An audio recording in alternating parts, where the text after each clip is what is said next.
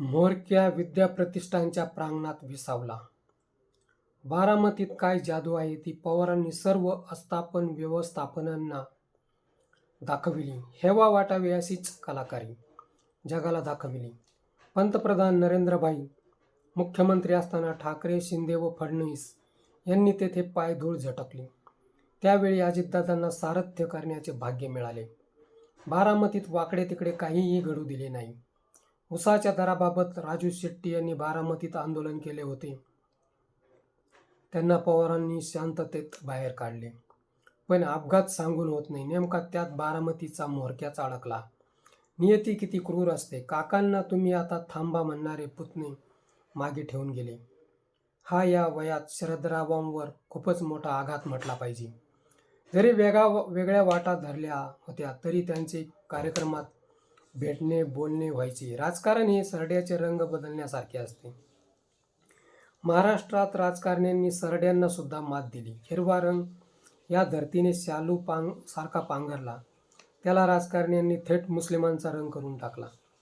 पवार परिवार कधीच रंगात अडकला नाही. उलट शाहू फुले, आंबेडकर, यशवंतराव चव्हाण हाच त्यांच्या राजकारणाचा पाया आणि मूळ गाभा राहिला. अजितदादा कार्यरूपाने अमर राहतील. अजित पवारांचा कामाचा झपाटा दांडगा होता. आत्ता येथे तर झटक्यात क्षणात दुसऱ्या टोकाला एवढे अंतर झपाट्यात कापायचे. पिंपरी चिंचवड, भोसरी, MIDC, बुड्डाणपूल, रस्ते तसेच बारामतीचा विकास जेव्हा जेव्हा समोर येईल तेव्हा तेव्हा अजित पवार यांची आठवण होईल. रस्ता, पाणीपुरवठा, सांडपाणी, गटार योजना राबविल्या गेल्या. बारामतीतील विद्याप्रतिष्ठान व रस्ते या कामाला तोड नाही.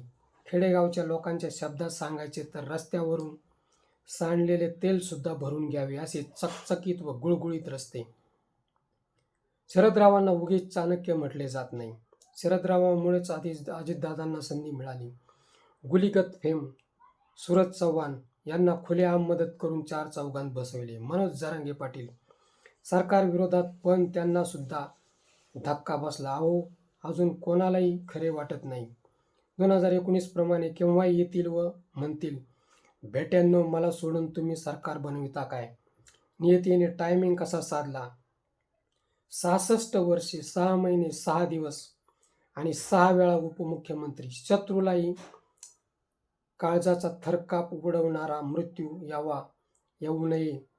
अजितदादा व कर्मचाऱ्यांचे देहाचे कोळसे झाले. घड्याळ व चष्म्यावरूनच अजितदादांचे सेव ओळखले.